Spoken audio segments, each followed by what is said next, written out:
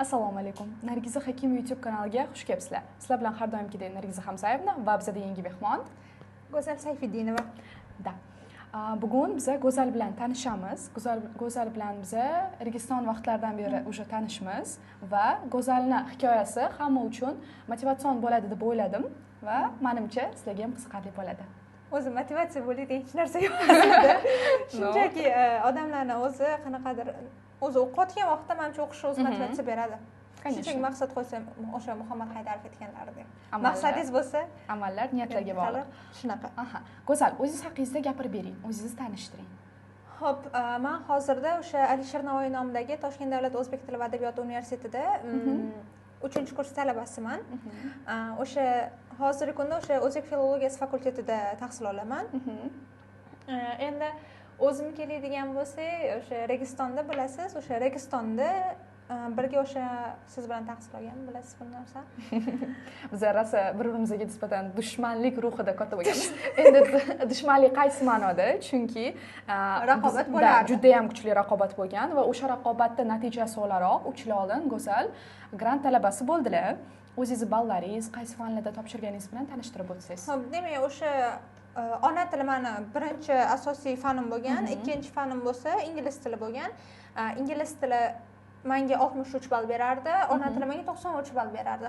Keyin qolgani oddiy majburiy fanlar o'sha ona tili, tarix, matematika. Va imtihon topshirganman. Imtihonda 175.5 ball olganman.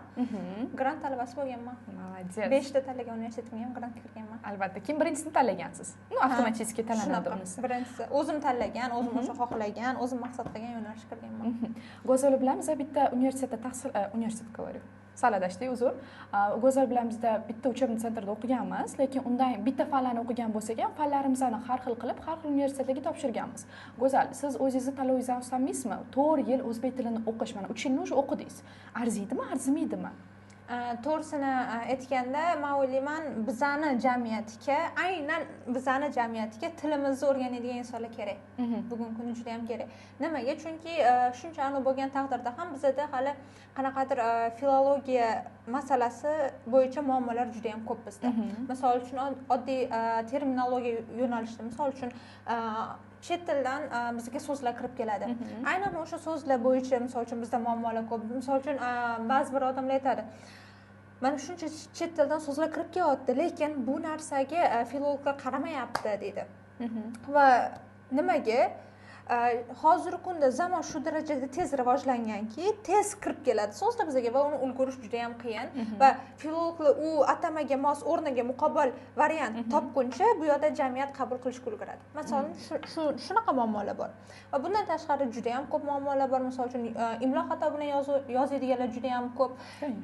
Shuning uchun men umuman afsuslanmayman va kirganimda men bildim, hali tilimiz bo'yicha misol uchun zo'r bo'ladigan misol uchun talaba yo'q deb o'ylayman. Mutaxassislar kam. Nimaga? Chunki mana kirganimdan keyin bildim. Mana ba'zilar aytadi-ku, o'zbek tili bo'yicha filologiyaga kirganman desam, o'zbeksan-ku, o'zbek tilini o'rganasanmi deydi. Bu juda ham xato narsa. Mana oddiy o'zbek tilini bilish boshqa, lekin uni filologiyasi, ya'ni uni tilshunosligini, uni adabiyotini bilish umuman boshqa narsa. Bizda hali o'ylashadiki, mana hozir men misol uchun oddiy shevada gapiraman, lekin shuningdek men adabiy tilda ham gapira olaman. Albatta. Lekin o'ylashadiki, misol uchun men shevalarda gapirib chiqaman Instagramdagi anonimda, misol uchun filolog Go'zal deb yozsangiz chiqadi. Albatta, biz qoldiramiz buni opisaniyada. Reklama ketdi. Mana shevalarda misol uchun gapirib chiqqanimda shevada gapirma deydi. Holbuki filologiya ham bu odamlar hali tushunmaganidan dalolat. Nimaga? Chunki hech qachon filologlar shevada gapirishga umuman qarshi bo'lmagan. Umuman misol uchun siz qanaqa shevada gapirasiz, uni o'rniga bizada filologlar shunaqa qaraydiki, sheva bu bizani boyligimiz deb qarashadi. Ya'ni shevalar nimaga boylik o'zi hisoblanadi? O'sha tilni boyish manbalaridan bittasi aynan sheva hisoblanadi. Ya'ni shevalarimizda o'sha qadimgi turkiy tildan qolgan yoki sof o'zbek tilida saqlanib qolayotgan so'zlar juda ham ko'p. Yoki o'sha shevalarimiz o'zida tarixi, qaysidir madaniyatni saqlaydi, urf-odatlarni saqlaydi. Shu yuzasidan bizda shuning uchun umuman shevaga qarshilik yo'q. Misol uchun chiqib shevada gapirsangiz ham hech kim ishlamaydi. Faqatgina o'sha talab qilingan rasmiy joylarda talab qilingan ayrim darslarda shevangizda gapirmasangiz adabiy tilda gapirasiz. 3 yil universitet vaqtida nimalarni qildingiz? Nimalarga ulgurdingiz, nimalarga ulgurmadingiz? Men birinchi o'sha universitetga kirganimda o'ylaganman, kirib hamma fandan misol uchun yaxshi o'qiyman, hamma fanni birga olib keta olaman deb o'ylagandim. Yo'q, lekin universitetga kirganimizda bizga shu narsani aytishdi, ya'ni kirganingdan keyin sen o'sha o'zingga bitta yo'nalish tanlashing kerak deyishdi. Ya'ni bizani universitetga agar siz topshirgan bo'lsangiz, ya'ni Alisher Navoiy universitetiga topshirgan bo'lsangiz, birinchi tavsiya qilaman, birinchi kursdan siz o'zingizni qiziqqan o'sha yo'nalishingizni tanlab oling. Misol uchun men birinchi kursga kirganimda adabiyotshunoslik bo'yicha ketaman degandim. Chunki men o'sha abituriyentlikdan bir bilasiz, men adabiyotdan yaxshi edim. Adabiyotdan men yodlash qobiliyatim bor edi, boshqa edi, lekin filologiyaga kirib men shuni tushundimki, yodlash boshqa, adabiyotni misol uchun eslab qolish yoki adabiyotni boshqa, lekin uni tushunish, uni his qilish, uni ilmiy tahlil qila olish umuman boshqa narsa. Menga undan ko'ra tilshunoslik osondek ko'rindi. Keyin shundan keyin men to o'sha birinchi semestrim tugaguncha, ya'ni birinchi kurs birinchi semestrim tugaguncha men adabiyot bo'yicha ketaman dedim, lekin maqolalar yozishga urinib ko'rdim, boshqa qilib ko'rdim, lekin o'xshamadi. Nimaga? Chunki hattoki she'r yozishimni ham hattoki to'xtatishimga to'g'ri keldi men. Nimaga? Chunki men o'sha kirgandan keyin o'sha Hilol o'sha to'garaklarga qatnasha boshladim. O'sha to'garaklarga qatnaganimda men tushundim, yo'q, shoirlik men uchun emas. Shunchaki hobbi uchun yozish boshqa, professional darajada shoira bo'lish umuman boshqa narsaligini ham men tushunib yetdim. Umuman o'sha birinchi kursda ham men juda ham ko'p narsani tushunib yetganman. Birinchi kurs o'zi menimcha maktab davrimizdan chiqqanimiz uchun yuzimizga qanaqadir shapaloqday bo'ladi deb o'ylayman. Chunki siz уже katta odamlar davrasiga boryapsiz. Bu yerdagi qoidalar boshqacha bo'ladi, ustozlar boshqacha bo'ladi, muomala madaniyatini o'rganasiz. Ya'ni universitet faqatgina bilim bo'lmasa ham, muomala madaniyatini ham hammaga o'rgatadi-da. Shunaqa. Va o'sha kirganimdan keyin yo'nalish tanladim, o'zimni qaysidir sohada ko'ra oldim. Misol uchun lingvistikani ham o'sha lingva-kulturologiya bo'yicha ketadigan bo'ldim o'zim. Va obyekt tanladim o'zim, ya'ni o'rganish obyektim deb men Sadriddin Ayniyni tanladim. O'sha bo'yicha o'sha asarlarini tahlil qilish boshladim. Asarlarni ham aynan qaysi nimalarini, o'sha frazemalar borku, iboralar. O'sha iboralarda ishlatilgan madaniy birliklarni tahlil qilish boshladim, boshqa qildim. Shunaqa o'zim yo'nalishimni topib oldim qaysidir ma'noda. Bu meni asosiy yutug'im deb bilaman, misol uchun. Va ba'zilar aytadiki, universitetga kirgandan keyin to'liq 5 ga yopib o'sha ana bo'lib yursam men eng zo'ri yo'q. Hatto to'liq 5 ga yopish degani bu siz eng zo'ri bo'ldingiz degani emas. Eng zo'ri bo'lish bu o'sha o'zingizni yo'nalishingizda, o'zingiz o'sha tanlagan sohangizni siz yaxshi bilsangiz, chuqur bilsangiz, siz o'shanda zo'r bo'lasiz. Va maza qilsangiz. Shunaqa ekan. Eng muhim maza qilish deb o'ylayman. Ya'ni har bitta qilayotgan ishidan qachon tugaydi? Mana shu sel turibdi-da, maqsad turibdi-da, men o'shanga qachon boraman? Men o'shanda baxtli bo'laman emas. O'sha borayotgan prosessingiz o'zida ham, jarayonni o'zida ham maza qilish menimcha eng muhim bo'lsa kerak. Shunaqa. Shuning uchun oxiri 5 ga yopaman deb rosa o'rinardim, lekin 5 bo'lmasdi. Chunki tan olish kerak, bizning universitetda baholash juda ham qiyin. Juda ham qiyin demaylik, lekin balki men uchun qiyindir, lekin qiyin baholash. Lekin shu narsani e'tirof etish kerak. Bizning universitetda hech qanaqa, misol uchun, korrupsiya yo'q deb bemalol ayta olaman. Hech qanaqa korrupsiya yo'q. Nimaga? Alisher Navoiy universitetidan bilganlar biladi. Misol uchun, o'zimiz ustoz Muhammad Haydarov ham o'sha universitetda bitirganlar, o'sha o'zbek filologiyasi fakultetini. Ular ham ta'kidlaganlar. Men shu paytgacha bitirgan bo'lsam, magistrigacha hattoki men 1 so'm bermaganman va o'z kuchim bilan yopganman. 5 ga yopganman, stipendiyatini ham o'zim bilimim bilan olganman deganlar. Bu o'sha bizdan oldingi bo'lsa, men o'sha kirganimdan keyin ham tushunib yetdim. Misol uchun, men hozir 3-kurs bo'lsam, 1 so'm hali bermadim. Lekin holbuki men baholarim yaxshi yopilgan. Hammasi o'sha, misol uchun bitta yoki ikkita to'rt tushib qoladi desalar, lekin asosan 5 maniki. Bizda ham shunaqa sistema, ya'ni sharqshunoslikda men biror marta eshitmaganman, bahoim berib yo'q olaman. Yo'q. Bilimingiz bo'lishi kerak, kelisha olish qobiliyatingiz bo'lishi kerak va albatta vaziyatdan chiqib olish juda ham muhim narsa deb o'ylayman. Chunki baribir bizaniki til bo'lgandan keyin sizlarda fakt bo'yicha gapirasizda. Bizda sinxron tarjimonlik ko'proq qilayotgan qobiliyatingizga bog'liq va albatta vaziyatdan chiqib keta olish qobiliyatlaringiz juda ham muhim deb yo'da. Menimcha eng katta o'rgangan narsam universitetda vaziyatdan chiqib ketish bo'lsa kerak. Agar shunaqa narsalaringiz bo'lsa, GPA'ingiz bemalol 5 ga yopsangiz bo'ladi va hech qaysi ustoz "Men seni yiqitaman" deb kelmaydi. Men ko'rgan ustozlar ko'pincha shunaqa qilib kelmagan. Ya'ni siz kelishib, anav qilib bergan vazifalarni ustoz menga qo'shimcharoq vazifa bering, men shu narsani qilaman, menga muhim siz xohlagan ustozingiz sizni tushunadi deb o'ylayman. Bilmadim. Menga shu paytgacha tushunadigan ustozlar to'g'ri kelgan. Bu bizning omadimiz deb o'ylayman. Damira ham aytadi bu narsani. Bularni kursdoshlari bizda men tarjima nazariyasi turk tilida o'qisam, Damira bizda tarjima nazariyasi koreys tilida o'qiydi. Damiraga salom agar ko'rayotgan bo'lsa. Shunaqa. Ya'ni ta'limda davlat universitetlarida biz o'qib dastlabki universitetlarda hozircha men porani ko'rmadim. Inshaalloh 4-kursgacha ko'rmayman. Yo'q, ha, bor. Pora ba'zi bir universitetlarda yoki ba'zi bir Men o'qiyotganimda ko'rmadim, to'g'risi. Menikida ham yo'q. Misol uchun hozir misol uchun biz O'zbekiston universitetlarida o'tsak, ba'zi bir o'sha universitetlarda tahsil olayotganlar O'z ko'zimiz bilan ko'rmadik. Shunaqa. O'z Shunaqa. ko'zimiz bilan ko'rmadik. Lekin men misol uchun o'sha kirgan Alisher Navoiyda shu paytgacha bir so'm ham olmaganman. Senda tizimda qanaqa bilmayman, lekin misol uchun ta'lim jihatdan umuman misol uchun korrupsiyada men bemalol ayta olaman bu narsani. Va shuning uchun qanaqadir bizani universitetda men shu narsasiga tan berganman. Bironta o'qituvchi bir so'm ham olmagan. Kerak bo'lsa agar vaziyatingiz tushunsa, kerak bo'lsa o'sha 300 mi, 400 mi qo'yib beradi. Hattoki shunaqangi o'qituvchilar bor. Kreditdan qolib ketmasligi uchun. Shunaqa deydi. Sharoitingizni tushunadi hattoki. Bilingiz, mayli unga tortmasa yoki qobiliyatingiz unga tortmas. Hattoki ba'zi bir grantlar bor, o'sha grantga kirgan stipendiyam kesiladi. Siz o'sha stipendiyaga yashayman dedi, lekin o'shalarga misol uchun 300 turgan joyda to'g'ri 5 ham qo'yib beradi. Shunaqa ma'ruf so'zlarimiz ham bor bizda. Go'zal nima deb o'ylaysiz? Sizni go'zal qilgan narsa nima? Meni go'zal qilgan narsa bu o'zim. Chunki misol uchun ota-onam deyishim mumkin edi shu joyda, lekin ota-onam deganman ham vaqtida misol uchun suyanchig'izga ham deyishgan, ota-onam u yoq bu yoq degan, lekin ota-onam bu gapni eshitib bizga tayanma deyishgan. Kimgadir g'alati tuyular, lekin ota-onam shunday menga qarab aytishgan. Bizga tayanma. Biza seni suyanching emasmiz, biza seni hech qanaqa tayanching emasmiz. Sen o'zingni o'zing qur, o'zingni o'zing qil, suyanching ham, tayanching ham o'zing va Alloh bo'lsin deganlar. Ya'ni biza bu hayotda tan olish kerak, haqiqat bor narsa ertaga o'tib ketishimiz bor. Ertaga biza shunda o'tib ketasan, o'shanda suyanchsiz qolasanmi deyishgan. Shuning uchun o'zingga va Allohga suyan bo'ldi. Boshqa hech kimga suyanma. Shuning uchun o'zingni o'zing qur deyishgan. Shuning uchun aytaman, go'zal qilgan narsa bu o'zi. Eng katta yutug'ingiz nima deb o'ylaysiz bu hayotdagi? Eng katta omadingiz va yutug'ingiz. Ikkalasi ikki xil narsa deb tushunaman. Chunki omad Alloh tomonidan beriladi, yutuq ham Alloh tomonidan beriladi, lekin yutuqqa sizni qanaqadir qadamlaringiz bo'lishi kerak-da, aksiyalaringiz bo'lishi kerak. Men omadimni men sifr olganim tushunaman. Voy, bu kun meni ham esimda. Go'zal yugurib yurgan, "Men sifr oldim deb." Yo, nimaga? Chunki shunga yarasha xursand bo'lishimga sababim bor edi. Chunki men pre-intermediatni endi bitirgandim. Internetni hali tugatmaganman, ya'ni sof B2 darajani men hali tugatmaganman-da va shu bilan parallel IELTS o'qidim. IELTS 1 oycham o'qidim. O'sha o'qiganimdan keyin topshirganman shunchaki. Sifr topshirganman. Nimaga? O'sha Fatima aytgan, topshirman bilan degan. Dugonam Fatima aytgan, men bilan ham topshir degan. Ha, xo'p, topshiraman deganman. Topshirganman va to'xtatganman ingliz tilini. Tavakkal qilib to'xtatganman ingliz tilini. Chunki o'sha paytda ona tili boshqa fanlar to'g'ri kelib qolgandi-ku. Aprel oyida imtihonga oz muddat qolgan. Va tasavvur qiling, men B1 ni endi tugatgan, B2 ni hali tugatmagan go'zal topshiryapti va B2 chiqish kerak uni. Tavakkal qilib topshirganman. Yana eng qizig'i, speaking topshiradigan kunimda, ya'ni o'sha gapirish imtihoni topshiradigan kunimda ovozim chiqmay qolgan.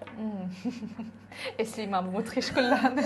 Ovozim chiqmay qolgan. Ertalabdan shoshib lorga borib, tomog'imni yuvdirib, imtihonga zo'rg'atda ulgib borib, ha deb gapirib, keyin yana aytmaganday safarda bilasizlar, kompyuterda gapiriladi u narsa. Kompyuterga gapirish men uchun g'alati. Misol uchun face to face menga qulay aslida. Biron marta men kompyuterga gapirmagan. Yana eng qizig'i, o'sha imtihondan bir hafta oldin meni mock topshirganman. Sifr mock bir B1 chiqqan. U yana tushirib yuborgansiz o'zingizdagi bo'lgan ishonchingizni. Ha, mayli deganman, bir haftadan keyin imtihonim, lekin meni mo'kim B1 chiqib turibdi. Mayli deganman, bu Allohga tavakkal deganman deb topshirganman, B2 chiqqan. Eng qizig'i men speaking rasvo o'qib chiqqanman. Bir hafta oldin meni mo'kim B1 chiqqan. Bu yerda men hali tayyor emasman. Topshirganman. Nimaga olmadim deyman, chunki 51 chiqqan. Ilashib chiqqanda, shuning uchun olmadim deb bilaman. Lekin bitta narsani bilaman, men sizni eslayman. Men o'sha IELTS'ni tugatib kelgandim. IELTS'ni olib ona tilini boshlaganimda siz parallel o'qidingiz-da, ikkita ona tilini ham, angliyskini ham.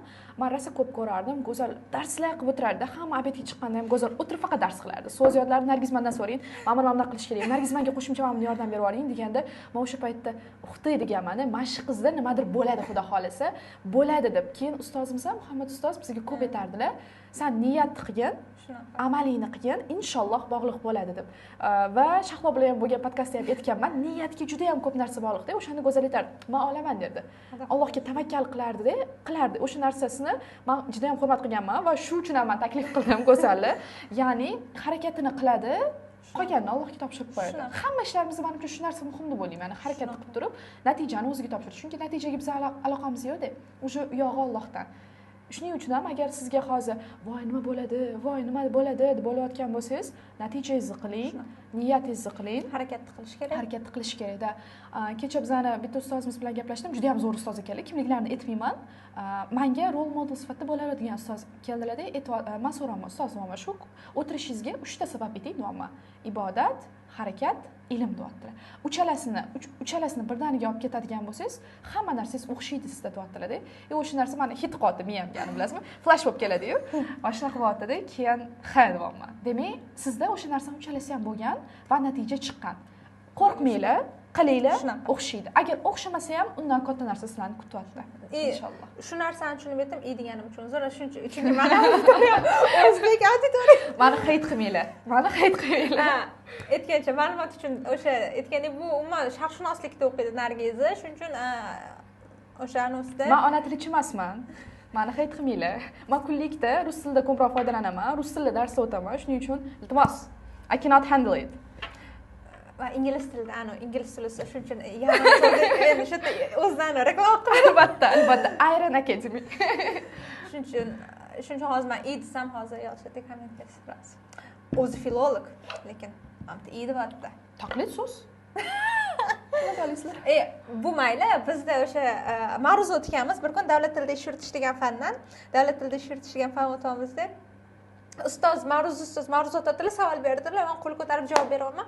Javob berayotganimda shunaqa, bunda bo'lsa deganimda, demay deganlar. Bu rus tilida ammo degani deganlar. Ammo ma'nosini beruvchi tovush deganlar, aga. Albatta u endi davlat tilida ish yuritish darsi edi, rasmiy dars edi, shuning uchun bu narsaga qarshi bo'lganlar, lekin hayotda endi to'g'risi endi bunaqa rus tili ta'siri, boshqa tillar ta'sirida qo'shib olishingiz mumkin.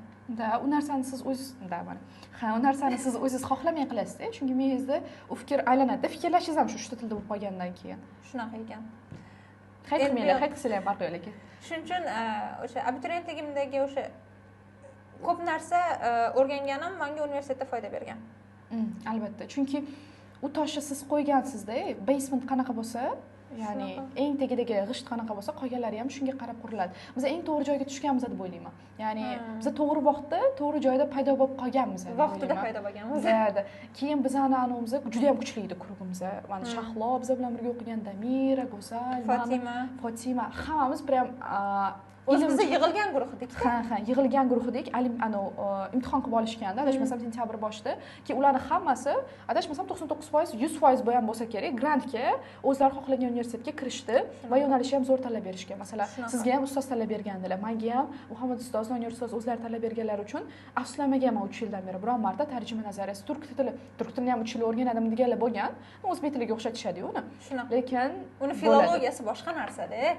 Uni tarjimashunoslik boshqa narsa. Agar tillarni oddiy o'rganish boshqa, uni chuqur o'rganish boshqa. Sifr uchun o'rganish boshqa. O'sha tilni mutaxassisi bo'lish boshqa narsa. Bekorga davlat ham jinni emas, 4 yil qilib qo'ymaydi universitetda.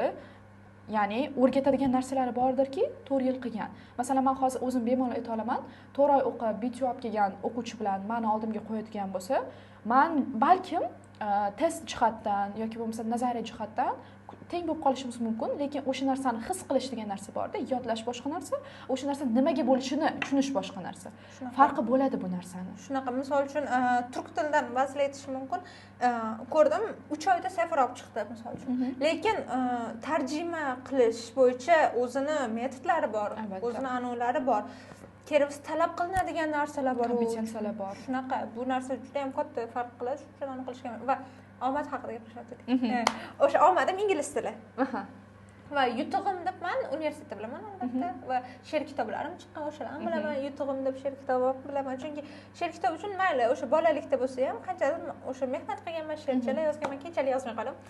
Keyin maktabda olgan baholarim, masalan, ba'zilar aytadi-yu, maktabda qanchani qilsang ham boshqa qilsang ham o'qituvchi qo'yib beraveradi shundoq. Ha, qo'yib beraveradi, lekin men o'zim uchun ayta olaman, o'zim uchun o'qiganman men maktabda. Rostdan ba'zilar aytadi-ku, mana vatan bo'ladi-ku, o'sha vatan o'quvchilardan narsa bo'lmaganmi? Mana vatan bo'lganman. 11-sinfimgacha hamma fandan 5 ga o'qirdim. Nima bo'lsa harbiy bo'ladimi, huquq bo'ladi. Hammasiga qatnashtirardilar. Harbiy maktabda o'qiganman deydi. Yo'q, hamma maktab emasdi bizda, oddiy maktabda, lekin harbiy anonsi bo'lardi, vatanparvar degan. O'shalarda ham qatnashganman, huquqdan ham qatnashganman, afsuslanmayman. Ya'ni bilimni ortiqchasi odam rosa ko'p aytardilar-da, o'qi kerak bo'ladi. O'qi kerak bo'lishi uchun emas. O'sha narsani siz o'rganganingizdan keyin o'ziga bo'lgan ishonchingiz по-любому oshadi. Любой davraga tushsangiz, gapingizni bahslashib keta olasizda. Ha, хотя бы o'sha narsani tushunasiz, gap nimada ketayotganini. Shunaqa. Sizni qiziqarli suhbatdosh qiladigan ham menimcha o'sha basic bilimlaringizni bo'layman o'sha yerda olgan. Shunaqa. Rostdan misol uchun men Milliy universitetda o'qiydigan, o'sha umuman boshqa fakultetda o'qiydigan ular bilan bo'lsa ham, misol uchun medik kursdoshlarim bilan ham, tibbiyotda o'qiydigan kursdoshlarim bilan anatomiya yoki boshqalarni sal bo'lsa ham tushunganim uchun, inson nima, u nimalardan tashkil topgan 206 ta sevgi bor boshqalarni bilganim uchun men gaplashib keta olaman-da. Mana ahmoq o'xshab turibman. Shuning uchun aytolaman, yutug'imda maktabni rostdan haqiqatan 5 ga bitirganman. O'zim uchun sof 5 da hammasi. Misol uchun qancha dars tayyorlaganimni, misol uchun har bitta fandan bir kun oldin men hammasidan konspektlashtirganimni, qancha kitoblar o'qiganimni o'zim bilaman faqat bu narsani. Ko'rganlar ha, maktabni 5 ga yopish hammani ham qo'ldan keladi deydi. Vatan bo'lish uyaladigan narsa emas, faxrlanadigan narsa. Shunaqa. Men bunaqa misol uchun o'qituvchilarim ham misol uchun yaxshi bo'lgan maktabda tan olaman. Ayniqsa nazokat ustozimiz bo'lardi matematikadan, o'sha undan ham oldin Aziz ustoz bo'lardi.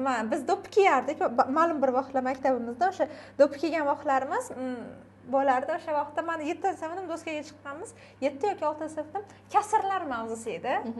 Kasrlar mavzusi edi. Doskaga chiqqanman. Men matematikadan a'lochi o'qiganman, ma'lumot uchun. A'lochini o'sha birinchi bo'lib chiqarganlarda, doskada ishlardim-da. Xato ishlardim. Xato ishlaganman-da.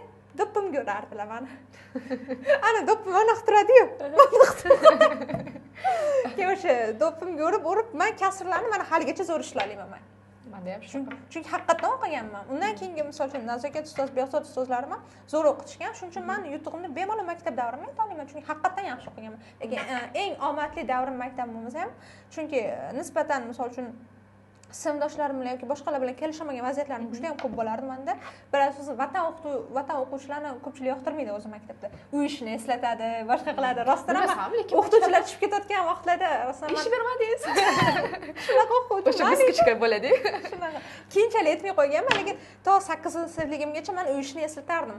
Uy ishini qilmasam qanaqa g'alati bo'lib qolayotgan qiz bo'lganman. Shuning uchun men bemalol maktabdan yutug'im deb ayta olaman. Universitetda ham shunaqa deb ayta olaman. Misol uchun universitetimizda o'qimasangiz bo'lmaydi. Tamom. Bizda 3 olgan o'quvchi ham, 3 olgan talaba ham boshqa bir o'sha yengilgina 5 qo'yib bergan talabasidan ancha ustun deb bilaman men. Bu narsani rektorimiz Shuhrat Sirojiddinov ham ta'kidlaydi. Nimaga? Chunki bizda 3 olish uchun mehnat qilasiz. To'g'ri, shunchaki qo'yib beradigan uchlar ham bor, ha, lekin hammasi ham emas. Ba'zi birlarga qo'yib berasiz, shunchaki yiqilib qolmasin, hamma kritika qolib ketmasin, o'zi nochor ekan ahvoli boshqa deydi. Lekin haqiqatan 3 olish haqiqatan 3 ga misol uchun mehnat qiladiganlar ko'p bizda. Ya'ni men ko'pchilikni ko'raman, voy o'qigim kelmayapti, ani o'qigim kelmayapti. Boshlarim olib ketyapti o'qigandan. O'qish bu privilegiya deb o'ylayman. Bu hammaga ham beriladigan imkon emas-da va sizga berilgan imkondan siz shunchaki majburiyat sifatida qabul qilishingiz kerak emas-da. Men o'zimni eng katta omadim deb nimani bilaman? Allohim meni shunaqa oilada katta qilganda. Shunaqa oilaga farzand qilib berganda, chunki bizda ilm juda ham qattiq qaraladi. Oyimlar ham, adamlar ham, adamlar ham ikkita universitetda qizil diplomaga bitirganlar, oyimlar ham o'qimchilik oiladan chiqqanlar, o'zlari ham universitetda hozir ishlaydilar va o'sha qizim har doim o'qisin deganlar, men qiz bola, nima kerak bor o'qib, nima olim bo'larmidi demaganlar-da, olim ham bo'ladi, o'qiysan, qilasan, o'zing qilasan, mustaqil oyog'ingda turasan deb o'rgatganlar. O'sha narsani hozirgacha chetga ketmoqchimisan, mayli topshir, o'qi, qil, orqangda men borman deb aytadilar. Agar sizda ham shunaqa imkon bo'layotgan bo'lsa, siz uyalishingiz kerak edi o'qimayotganingizda. Chunki hammaga berilgan imkon emas-da. O'sha berilgan privilegiyadan ham to'g'ri foydalana olmaslik, menimcha bu bilmadim. Sizdan farqli ravishda umuman ota-onam misol uchun oyim misol uchun o'qimaganlar. Mana oyim o'qimaganlar, lekin o'qish tarafdorlar. Ba'zilar aytadi-ku, o'qimasa bolasi ham o'qimaydi deydi-ku. Yo'q, misol uchun u fikrlashga, odam o'ziga bog'liq deb o'ylayman. Nimaga? Chunki misol uchun oyim maktab bitirganlar, o'qiganlar, lekin oxirigacha bizga o'xshab universitetdan unda qilmaganlar. O'zi oldin ayol universitetda o'qish kamdan kam holat bo'lgan-ku. Shunaqa oyim o'qimaganlar, lekin meni o'qishni xohlaydilar. Nimaga? Chunki men ushalmagan orzularim bor qizim, mana shu narsani senda ko'rishni xohlayman deydilar. mana shunda tushunganman. Eski o'zbek ayollarimizda misol uchun oyim tengi o'sha 70-75 ayollarimizda ushalmagan orzulari ko'p. Aynan o'sha narsani qizida bo'lishni xohlashadi bizada. Mana shu narsa menga qanaqadir motivatsiya bergan deb o'ylayman. Oyim nuqul, "Men o'qiy olmaganman, qizim, sen o'qi. Men shu narsani qila olmaganman, qizim, sen qil." deganlar. Shuning uchun qanaqadir bu narsa menga motivatsiya bergan. O'qimishli oilada misol uchun tug'ilmagan bo'lsam ham, lekin imkon yaratib berishgan. Sizga qarshilik bo'lmagan. Haligacha meni erkin qo'yishadi, misol uchun o'qishim uchun tanlaman, men uyga kech kiraman. Uyga kech kiraman, chunki o'sha ingliz tilim bor, universitetim bor, bundan tashqari syomkalarim bor. Bundan tashqari meni o'zim anularim bor, nima deydi, o'qishlarim bor, boshqa narsa bor. Sport mashg'ulotlarim bor, zalga, raqsga borib turaman. O'shaning uchun juda ham kech bo'lib ketadi vaqtim. Ertalab misol uchun universitetga sahar chiqib ketaman, universitetga shu 8-9 da chiqib ketaman. Shu bilan kechqurun men u yerga darsim tugasa, men 8 da kirib kelaman, misol uchun 8-8:30. Ba'zan sal kechroq kirib kelaman. 8 gacha dars o'taman. Ya'ni menda ko'proq siz endi o'qituvchisizda? Ha, o'qishdan chiqaman. O'qishdan chiqqandan keyin ishim bor. Soat 8 gacha dars o'taman. Ya'ni adam unga ham qarshi bo'lmaydilar, o'zlari chiqib o'qiadilar. Ya'ni chunki men yomon ish qilmayapman. Men ilm tarqatyapman, bor narsani tarqatyapman. Shunaqa oilada agar siz ham tug'ilgan bo'lsangiz, juda ham qadrlashingizni xohlardim. Bu narsani juda ham bu narsa hamma qizga ham berilavermaydi. 10% odamga beriladi deb o'ylayman. Keyin ko'pchilik o'ylaydi-da, masalan, men oldin ham o'zim birinchi kursimda shunaqa deb o'ylardim, va hammada bor bu narsa. Yo'q, siz shunchaki ilmli insonlarning bolasi atrofida katta bo'lganingiz uchun, masalan, meni atrofimdagi qiz ilmli insonning oilasi, masalan, yoki ilmga qarashadi. Shahlo ham shunaqa, yoki bo'lmasa boshqani hamma o'rtoqlarim yaxshi oiladan chiqishgan va ilmga zo'r narsa deb qaraydigan oiladan chiqqanim uchun men butun dunyoni o'zimni ko'lmagimdek deb bilaman-da. Yo'q, masalan, siz sal o'zingizni tashqarisiga chiqadigan bo'lsangiz, kelolmaydi. Prosta siz o'sha insonlarni ko'rmaysiz, chunki ular siz o'tirgan joyda o'tirmaydi. Va bu menimcha imkoniyatdan to'g'ri foydalanish kerak deb o'ylayman. O'qish privilegiya va u narsani o'qimishli qiz hech qachon kam bo'lib qolganini ko'rmadim-da. Masalan, men ishlamasangiz ham, hatto bolangizga o'rgatasiz. Shu narsani yaqinda biz universitetda ham aytishdi, mana aytishadi-ku ba'zi qizlar, bu narsa bor, tan olish kerak bu narsani. Ba'zi qizlar masalan uchun yaxshi joyga tushish uchun o'qish diplomli qiz deydi, bizada yaxshi joyga tushadi, yaxshi joy oladi deydi. Shuning uchun men o'qishga kirganman deydi ba'zi qizlar. Hattoki bu narsani o'qituvchilar ham biladi va bitta o'qituvchimiz shu narsani aytib qoldilar. Oranglarda ko'pinglar deydi, bilaman, shunchaki diplomli bo'lish uchun, yaxshi joyga tushish uchun, o'qigan qiz nomini olish uchun qilgansizlar deydi va to'g'ri qilgansizlar deydilar bu narsani. Bu narsa to'g'ri o'qish o'zi uchun, lekin hattoki hech bo'lmaganda mana shu diplomli bo'lish uchun ham o'qishga kirganingiz bu sizni yutug'ingiz deyishadi ustozlar. Nimaga? Chunki u mayli o'zi uchun o'qimayapti, u kelajakda farzandiga bitta narsani o'rgata oladi yoki farzandi uchun oladi. Farzandlari uchun, oilasi uchun o'qigan bo'ladi u qiz. Eng kamida dars qildirayotgan vaqtda, "Oyi, bu nima?" deganda, "Men bilmayman, menga bor" demaydi. Shunaqa, shuning uchun ham ustozimiz aytdi, o'shanaqa niyatda kirgan qizlarni ham yomonlamasligimiz kerak aslida. Hech bo'lmaganda o'sha uchun o'qiyapti u qiz deganlar ustozimiz mana shu narsaga.